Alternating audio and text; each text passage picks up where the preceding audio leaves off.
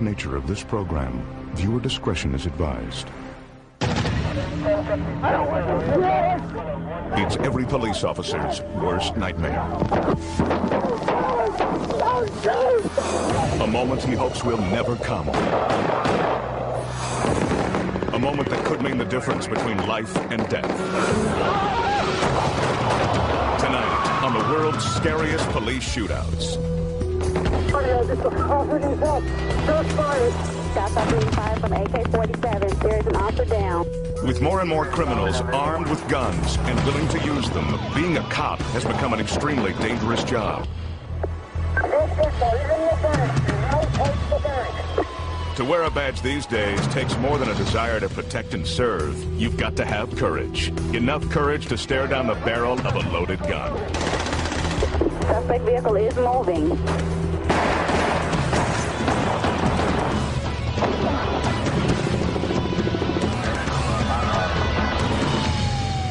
You are about to see the brave men and women of law enforcement as they encounter the scariest situation a police officer can face, a shootout.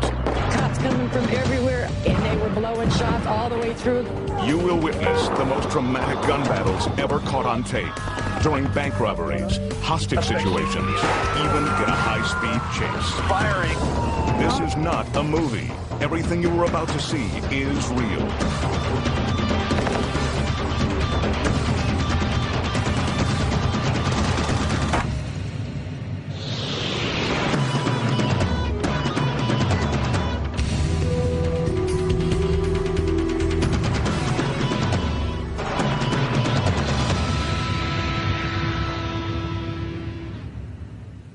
Good evening.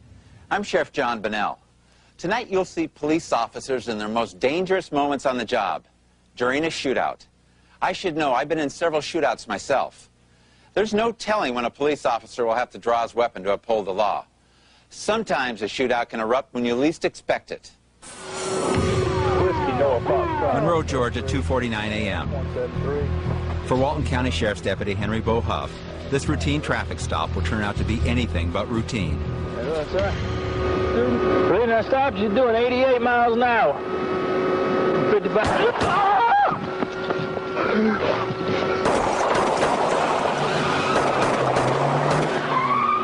Radio, just be shot! Deputy Huff is saved by his bulletproof vest, but the gunman gets away. Hours later, he is apprehended by police. It turns out he's a 15-year-old boy joyriding in his grandmother's car. That's right. Watch closely. Deputy Huff takes the full force of a .38 caliber bullet right in the chest. 55. Took about 3 seconds to be over with, and I never knew what happened. If it hadn't been for the vest, I'd just be laying out on the road. Deputy Huff is only slightly injured. Since joining the Sheriff's Department, Huff has never gone out on patrol without wearing his vest. The reason I stopped, you're doing 88 miles an hour. 55. On this night, the vest saved his life. I'm feeling very lucky. As you can see, got 2 bullet holes in the shirt. If it hadn't been for a vest, they would be in me.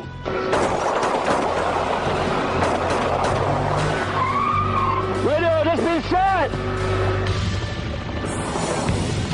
Pomona, California. What you're about to see is a deadly combination. A shootout during a high-speed chase.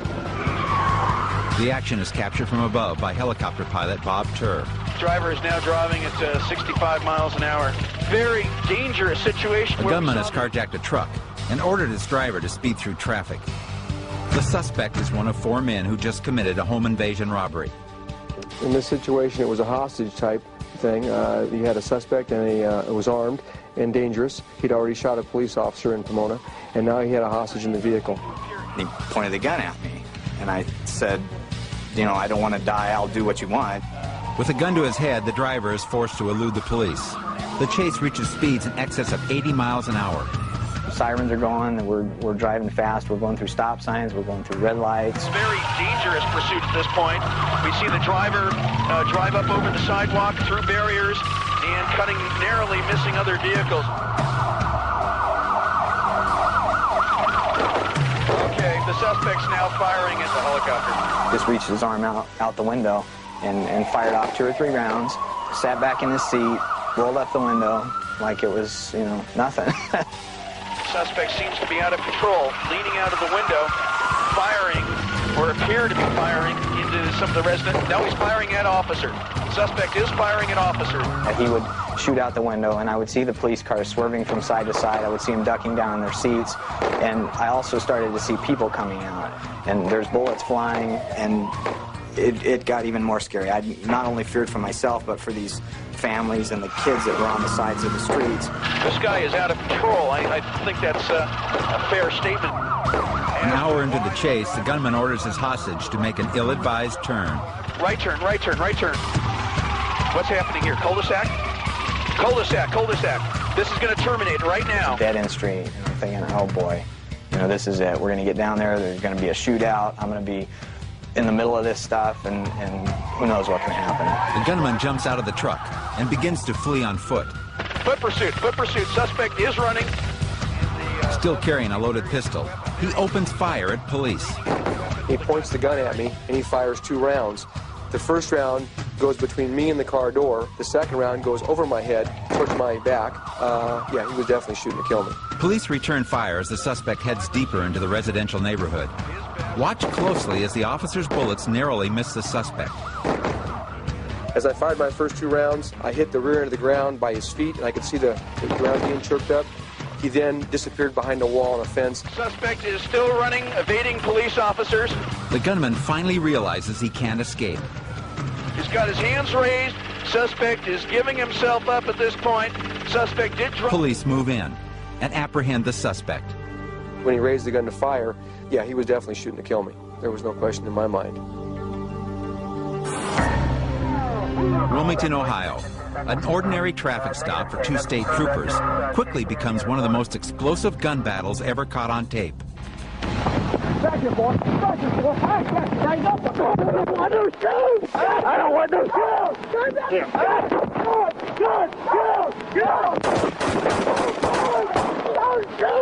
The action is captured on a video camera positioned inside the trooper squad car. It begins simply enough with the troopers pulling over a Suburban for driving with expired tags. Say you borrowed the vehicle? As the trooper questions the driver, the passenger remains in the vehicle. Unbeknownst to the trooper, the Suburban is packed with a large arsenal of illegal weapons. Okay. Wait a minute. Any guns, knives, clubs, stuff like that on here, sir? I don't want you going and searching through all my stuff. I'm not searching through your stuff, sir. I'm going to put you in my car. Clearly, the suspect has something to hide. No, but I don't want to be violated like this. All right, sir, then I'll arrest you for not having a driver's license, and then I'll search you, and then I'll put you in jail. Now, how do you want to play it? At this point, the driver runs back to his vehicle. The passenger, later identified as his brother, jumps out of the car and pulls out a semi-automatic handgun.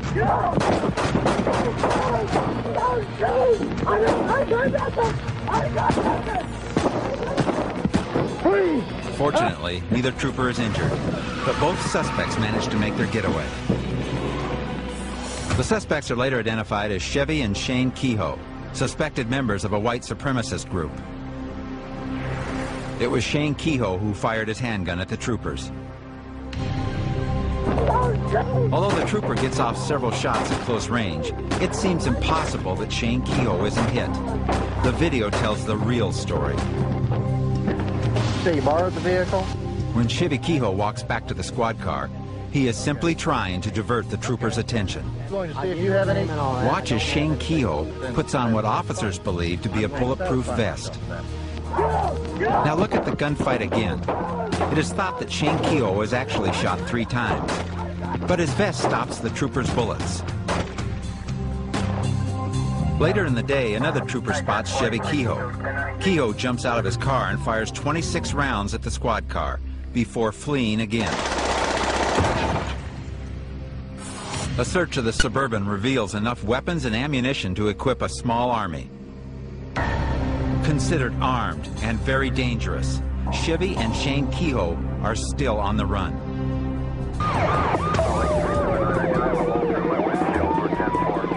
Salt Lake City. A high-speed chase involving vehicle-to-vehicle gunfire comes to an end when the armed suspect flips his car. Police move in, but the gunman has a hostage, his wife. I see The two people get out of the car. I'm saying to myself, this is interesting. Nobody appears to be hurt. Then I see the man with the gun holding the woman. Now everybody is really dialed in. I'm taking cover behind my car. The man's obviously armed. The terrifying ordeal began 48 hours earlier when the suspect shot his wife's friend, Lucy Valdez, after a heated argument. He was mad because she left him, and he had been begging her to go back home. He wanted to kill the baby, kill Gloria, himself, and probably all of us in here.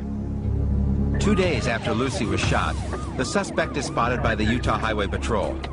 A high-speed chase ensues. We picked up some radio traffic of a pursuit coming southbound out of Davis County. The radio traffic said that it may be a hostage-type situation. He made a maneuver which caused him to lose control of his vehicle, and he rolled it. As we were pulling up to that area, all we could see was a cloud of dust. Car's rolled over. You might want to roll medical this way. He's yelling at us quite a bit.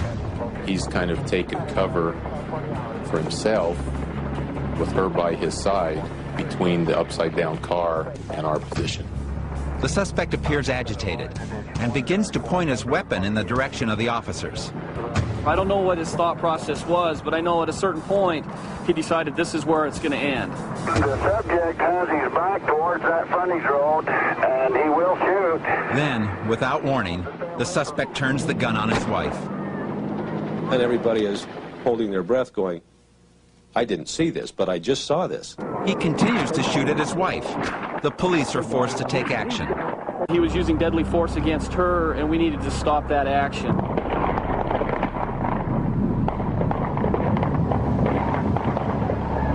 We're taught to use deadly force in the defense of others, in the defense of ourselves, and that's why we acted in the manner that we did. The suspect later dies of his wounds. His wife is airlifted to a local hospital. Miraculously, she survives. Minneapolis, Minnesota. As police converge on the home of a suspected drug dealer, one of the officers captures the action on his personal camcorder. A canister of tear gas is fired into the house. As officers break down the door, the gunman opens fire.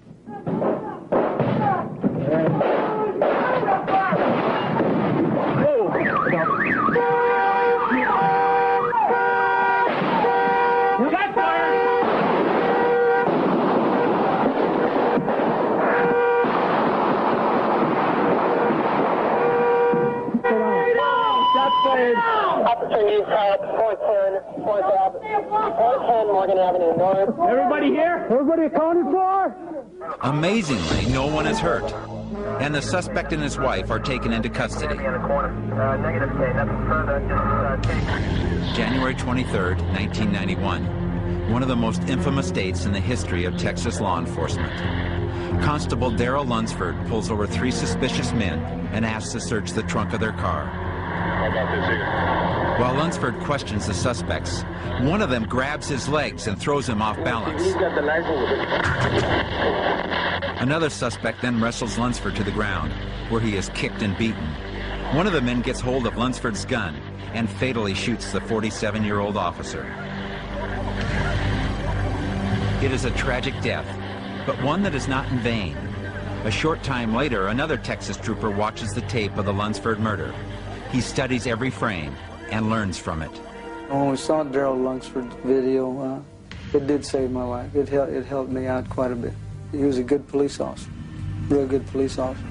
It's unfortunate that things happened and turned out the way they did, but it put me in a different mode to be alert. 8 months pass. With the murder of Constable Lunsford still fresh in his mind, Trooper Lopez pulls over a car carrying 3 men. As I walked up to the car, I noticed that the backseat passenger gave me a particular stare, almost like if he was scared of something or just apprehensive about something. Trooper Lopez speaks with the suspects in Spanish.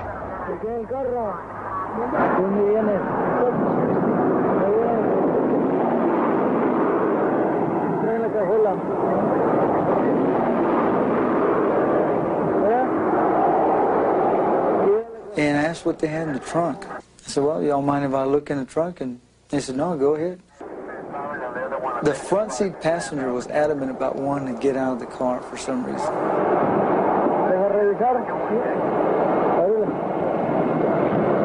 I think they realized, well, he's going to find out what they're trying to conceal. I got a strong odor of a detection of marijuana, which was emitting from inside the trunk area.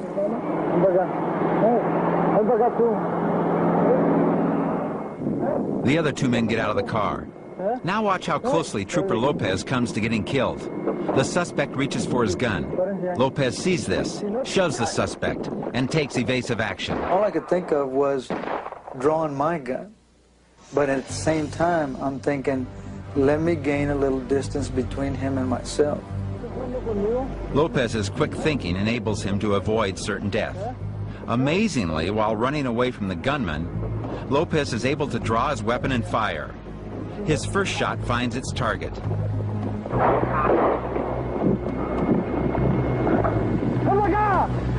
The gunman is merely wounded, and the gunfight rages on. The other two suspects escape into the night.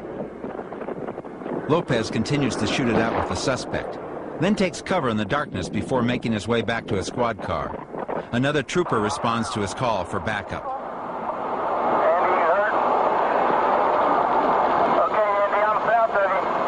Suddenly, Lopez spots the gunman in his rearview mirror.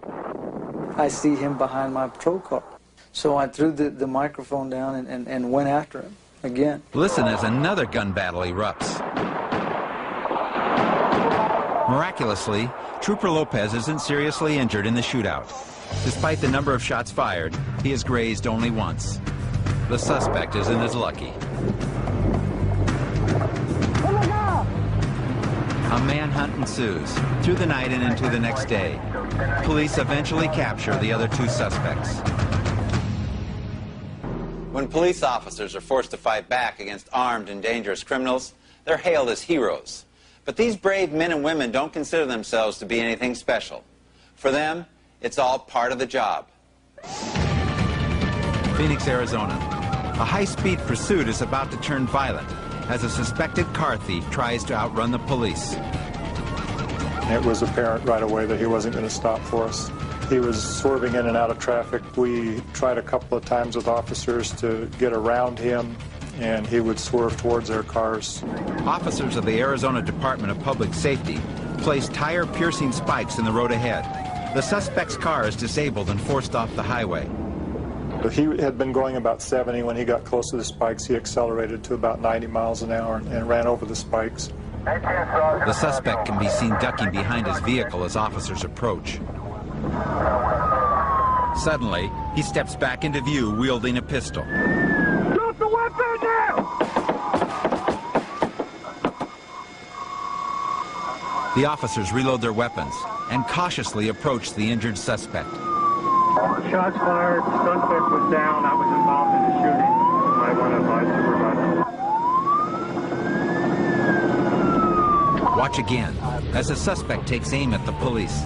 At that time, everybody could see that he had a gun in his hand and unfortunately pointed the gun at the officers. And he was given a command several times to drop the gun and just wouldn't do it. It was the suspect's choice to do what he did, and he left us no choice. He was given the opportunity to surrender, and he didn't do that. The suspect is rushed to a nearby hospital. He lives to stand trial for his crimes.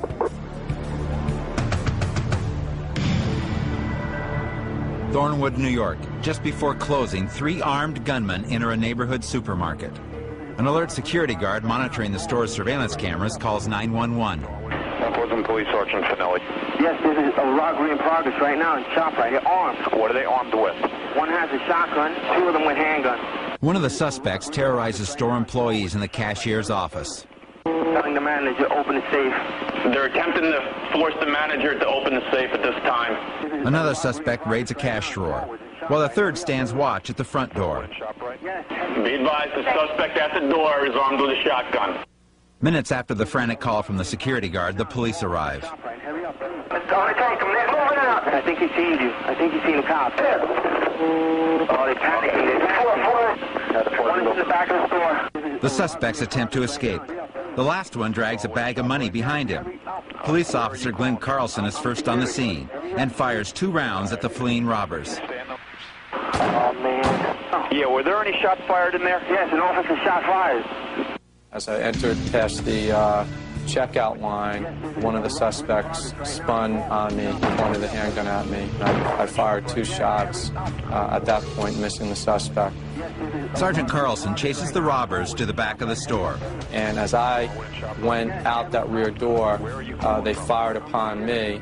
I hesitated for a moment. I returned fire. One of the suspects remains hidden in the supermarket. He is spotted by a store employee. Yeah, we have that suspect in custody. His 2 accomplices are caught outside. Oh, man, what a night, man. None of the customers or employees are seriously injured, and all 3 suspects are soon behind bars. We have to understand that, you know, these things can happen. They do happen, and when they do, we have to do our job. Tampa, Florida. A local television station receives an anonymous tip that a bank robbery is about to take place. The station's weather camera catches all the action. It was apparent they were going to do a bank robbery, and our SWAT team confronted them. There was a shootout. We had 4 to 5 officers that fired shots. Unaware that the SWAT team has been trailing them for weeks, the bank robbers pull up. But police have already locked the doors and blocked their escape route. A gun battle ensues.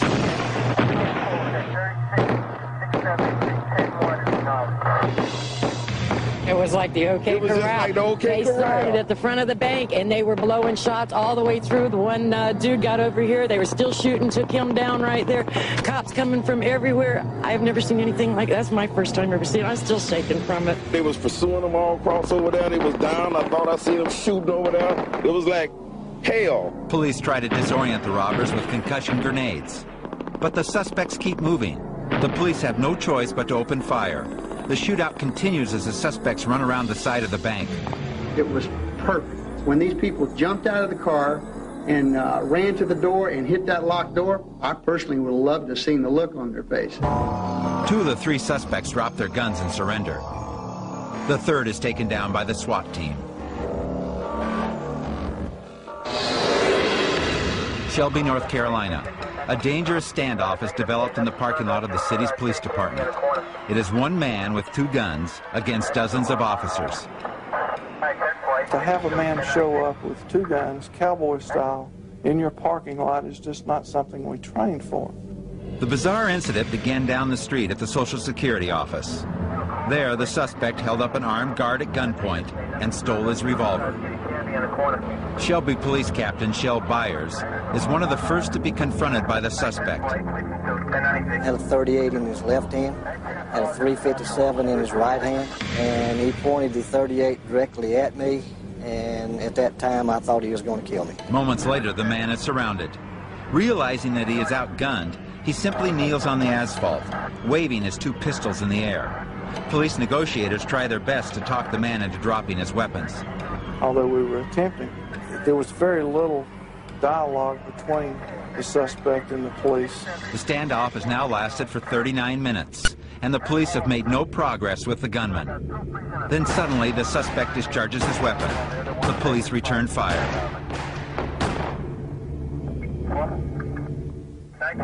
For the officers of the Shelby Police Department, the ending is not a happy one. It's the last situation that a law enforcement officer would want to be in, and out of my career, I've never wanted to take anybody's life, and I just hope and pray to God that I never have to, because it's something that you don't want to do. Sacramento, California. Police are called when shots are fired inside a busy electronics store.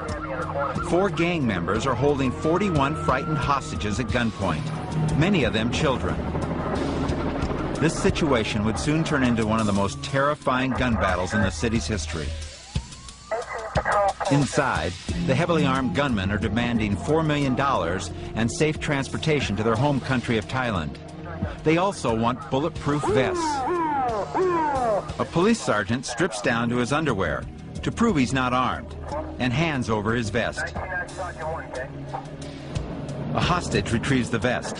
Moments later, she and her 2 children are released. Later, another woman and her children are allowed to leave. Night falls, and the terrorists warn that they will begin shooting hostages if their demands are not met. Mostly the threats were just to kill us, actually. And initially they were very reasonable. But about 6 o'clock, as deadline after deadline passed, they got, the tension rose. They got more and more panicked. The standoff has now lasted for more than 6 hours, and the gunmen are losing their patience. The hostages are tied and positioned to serve as human shields. Don't shoot anybody. I just shoot 3 of them, 4 of them, Danny. I told you. Shoot them on the leg right now, and then I'll ask you again. You say no, I kill them. I told you that as soon as they are coming outside, I will give you Okay, I'll shoot them right now. You see. No, why do that? Okay, then. Just let them go, and the vest is coming. I just broke his leg right there. One lucky hostage is allowed to leave. And tell him to go right now. He's leaving right now. Turn to the left. He's leaving right now. Okay. Okay, so... Another hostage volunteers to be shot in the leg in exchange for his freedom. In return, he must restate the terrorist ultimatum to the police and the media. Meet our demands, or the hostages will die. How do you do? Hello? Hello? Okay, what happened? You shot him in the leg. Who did? One of the gunmen. Okay. Can you tell me which one, or would you rather not? Two. Number 2. That's the guy that is always angry. Yes. Nearly 8 hours into the siege, negotiators agree to give the gunman another flak jacket. No, I'm the boss. When I say send him out, you send him out. Hello? A female hostage is tethered with electrical cord and sent outside to retrieve the vest. The SWAT team knows that the gunmen are just minutes away from executing the hostages. A police sniper fires, but misses the hooded gunman. A flash grenade explodes and a hostage escapes.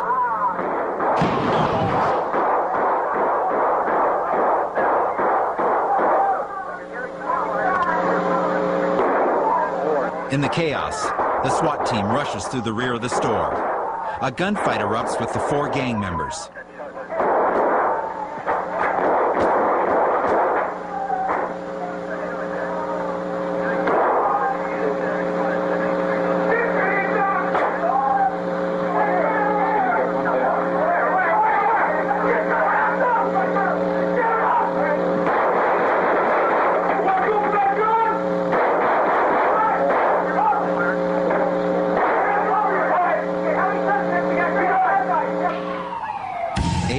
After it began, the crisis is finally over. 3 of the 4 gang members are dead. In a SWAT situation, sometimes you don't have any alternative. The person will put you in a position where you have to use deadly force. Now, I haven't spoken with anyone in my business that really wants to use deadly force, but it's an alternative and the last alternative that you have to save your life or someone else's life. My first reaction was that I was dead. He was going to shoot me and I would die. At a Wells Fargo bank in Buena Park, California, Paul Wing, an off-duty police officer, finds himself face-to-face with an armed bank robber with a violent past. The action is captured on a surveillance camera. The suspect came in the bank behind me. He walked right next to me as he went to the access way to where the tellers were. He was announcing that it was a robbery. And he actually threatened to kill the tellers if they didn't comply with his orders. My design at that point was to be a witness, to try to be the best witness I could and not take any action. I didn't want to unnecessarily endanger anyone inside the bank. He lowered his gun down the line of tellers, and I suspected he was going to shoot the teller. And at that point, I didn't feel I had any other options but to draw and fire. Officer Wing's first bullet strikes the gunman in the chest, but does not stop him. Officer Wing is now in a fight for his life. The round struck him in the chest cavity and knocked him back maybe a half a step. Both of his arms went up and he fired a round in the air. He started to bring the gun down towards me, and I tried to shoot him again, but my gun had jammed. He started firing at me at that point. I was extremely scared. My first fear was that he would kill me. As bullets whiz within inches of Officer Wing's body, he struggles to his feet and somehow gets his hands on the bank robber's gun.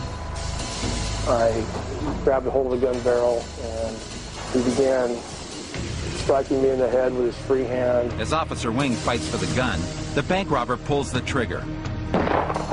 Fortunately, Officer Wing is not hit.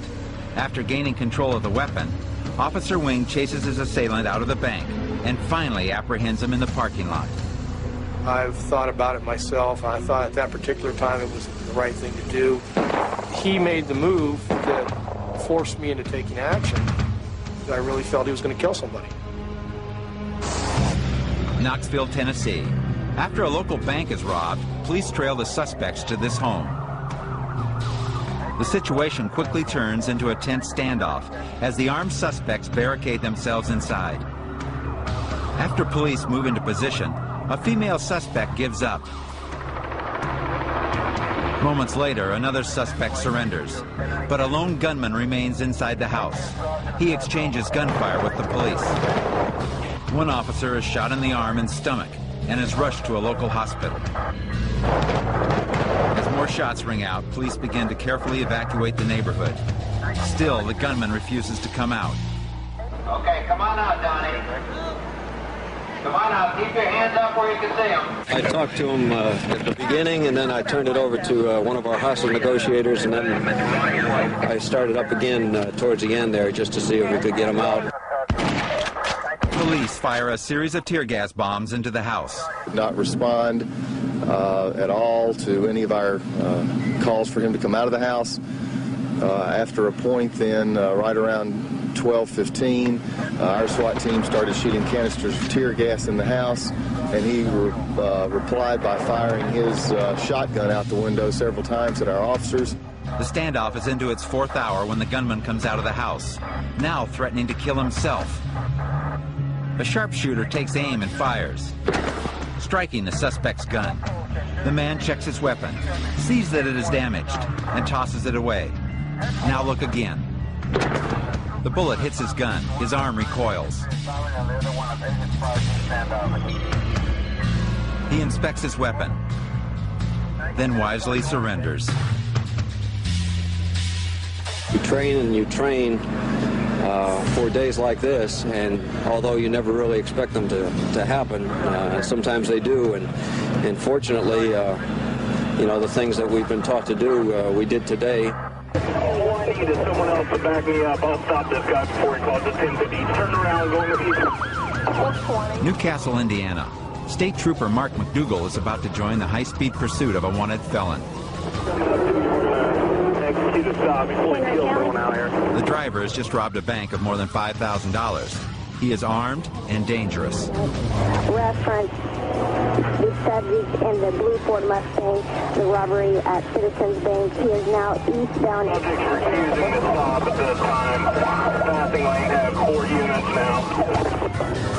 Just ahead, deputies have set up a barricade. The suspect soon finds his escape route blocked. As vehicles stack up, the suspect veers to the right and jumps out of his getaway car. Then he points a .45 caliber handgun at the nearest motorist. Police open fire. 6541.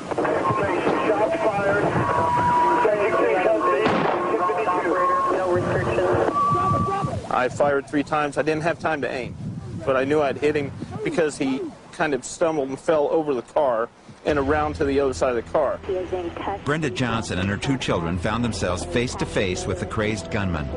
I instinctively locked all my car doors, and when I heard his first shot, I covered my head and kind of put my head down a little bit, and the next time I looked up, he was on the opposite side of my car, and then I lost sight of him and I pulled off. Shook up a little bit, but we're all okay. The woman's life was in danger, and her children were in danger. He left us no other recourse but to stop his actions. Subject is in custody. Shots were fired.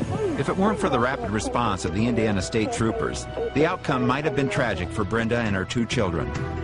You know, I wish it didn't happen, but she's alive today, and that makes me feel real good. Charlotte, North Carolina. Inside this home, a man is barricaded with a gun. He has already threatened to kill his father. Pleas from both his parents and the police go unheeded. The desperate man has fired his weapon 3 times. Police negotiators try to talk some sense into him, but he refuses to listen.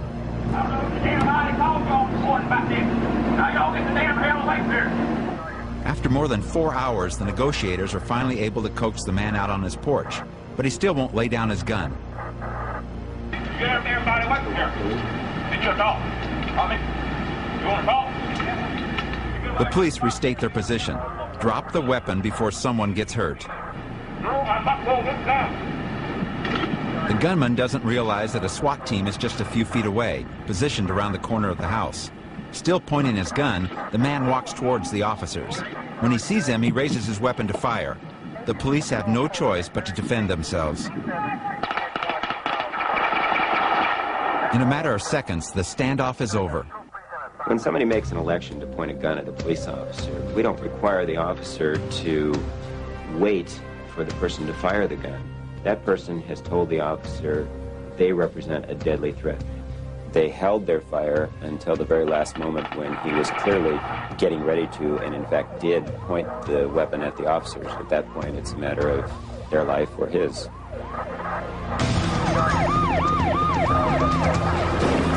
All units at the Bank of America, stay down. Shots are being fired, automatic fire. Shots are being fired from AK-47. There is an officer down. February 28, 1997, North Hollywood, California. Scene of the largest gunfight ever caught on tape. 1,100 rounds of armored-piercing bullets are fired. 9 officers are shot. 7 civilians are injured. I did not think that I was going to get out of there alive. But thanks to the bravery of countless Southern California police officers, no one is killed, except the 2 bank robbers. After locking more than 30 hostages in the bank's vault, the 2 gunmen try to make their getaway. They start yelling and screaming, everybody down, you know, and they start shooting all over the place. But they're surprised by police. The gunmen open fire, spraying bullets at anything in their way. Jorge Vieira, a Spanish-speaking reporter for Telemundo Television, is one of the first to arrive on the scene. There was bullets everywhere. Jorge spots one of the gunmen, but mistakes him for a cop. We didn't know where the bullets were coming from or what was happening or anything. Not realizing that they are in extreme danger, they barricade themselves close to the bank robber. Jorge continues to report on the robbery, fully aware that this newscast may be his last. When I heard the bullet that hit behind the pool, at that moment I was pretty scared. I started thinking, well, I'm gonna get killed. Several police officers are wounded. Helicopters catch the terrifying scene from above. They too become moving targets. Amidst the chaos and horror, Dr. Jorge Montez treats 2 injured officers when they duck through the front door of his dental office. I see the 2 officers on the floor, and they start screaming away, "Who's a doctor? Who's a doctor?" And I said, "I'm the doctor." He said, "Help me, I've been shot, I've been shot." Tracy Fisher is on her way back from the ATM when she is caught in the crossfire. The sound of the gunfire was death to me, While huddled behind a squad car, she is shot in the foot. and it knocked my feet out from under me. I mean, I hit the pavement. The suspect is moving northbound in the parking lot. Suspect is behind the white vehicle in the parking lot. The gunmen continue their assault. While one suspect drives, the other walks calmly beside the vehicle, blasting everything in sight. He goes about 10 yards, turn around, caps off, they're going to clip around at us.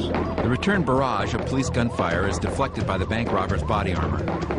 I don't know how many times, but heavy body armor, it's not knocking down at all. Watch closely as the gunman lurches forward, a police round literally bouncing off of him. Go for the legs. They don't have body armor on their legs. The quick-thinking police borrow high-powered weapons from a neighborhood gun shop and take the offensive when the gunmen split up.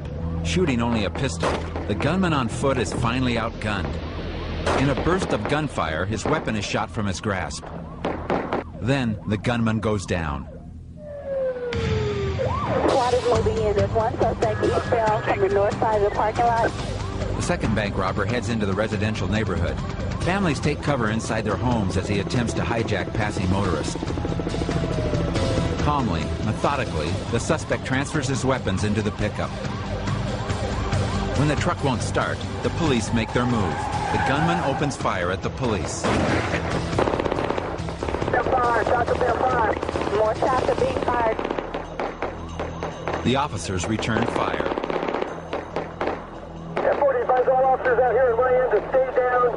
There's all kinds of ricochets flying. Stay down, everybody. Watch crossfire. All units watch for crossfire. Then, a direct hit by police. The suspect has fired his final shot. Calm is once again restored. One suspect on Archwood is in custody. The residents of North Hollywood will never forget this day. They will certainly never forget the brave officers who gallantly risked their lives. Hearing the officers' voices, knowing that they knew we were there meant a lot to me. It made me feel that I wasn't alone. And what was so courageous to me is even though they were obviously in pain and bleeding and in danger, they were still concerned for the partners down below and still concerned for us, the civilians. Because of the great job that the policemen did, I believe that that's why nobody got killed. Only the suspects. Fortunately, most police officers will never have to risk their lives in a shootout. But if an armed suspect chooses to brandish a deadly weapon, we must be willing to use whatever means are necessary to protect innocent lives. For the world's scariest police shootouts, I'm Sheriff John Bonnell. Good night.